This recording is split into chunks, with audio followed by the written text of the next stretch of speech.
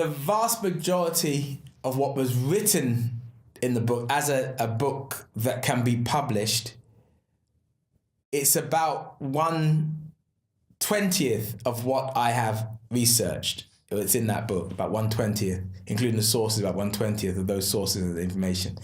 The reason why I decided to write it in a format that could be published in about 2003 is because I became aware that some people were trying to take some of the information that I'd been discovering and make it in their own words.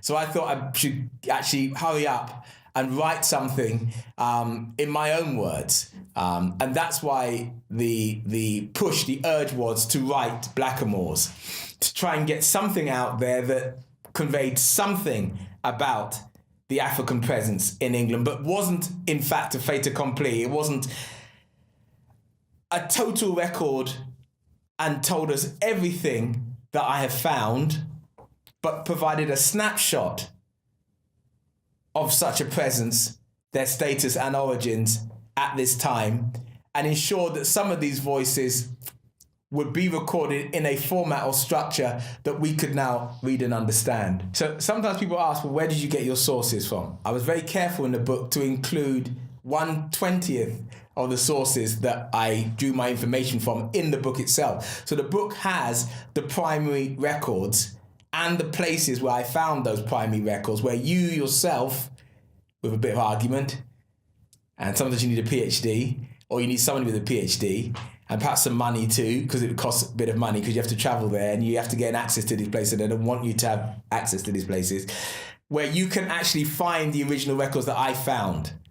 And I've been careful to include the postcode, the address, so you can go to the original record place and find, you go to Plymouth Record Office and find the records for the African presence of Plymouth.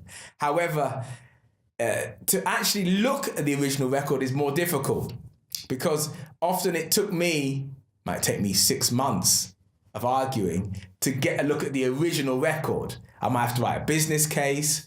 I might have to speak all the way up the chain of command, as it were, of authority, to get access to that information. I might have to write letters from my university and my colleagues in order to gain access to this information.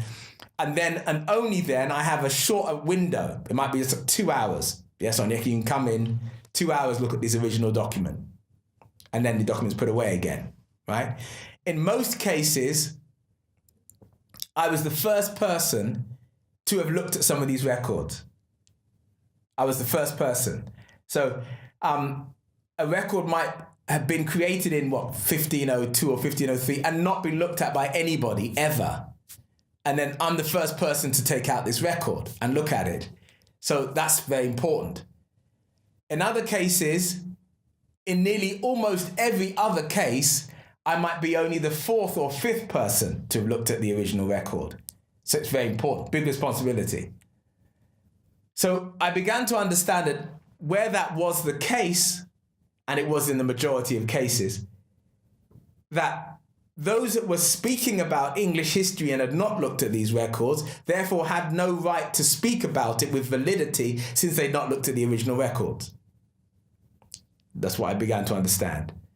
And then I also began to understand why the voices of these Africans had been speaking to me, in my daytime hour and in my nighttime hour, and at 2 o'clock in the morning, at 3 o'clock in the morning, at 1 o'clock in the morning, because these were voices that were not heard, and these were lives that were not heard, and the evidence in the record offices proved it. So then the responsibility came to, how do you create this? How do you talk about this? And I fashioned a way to talk about the presence, the status, and the origins, and to provide snapshots to these lives that was digestible. And that's how Blackamoores came about. Yeah. Africanus.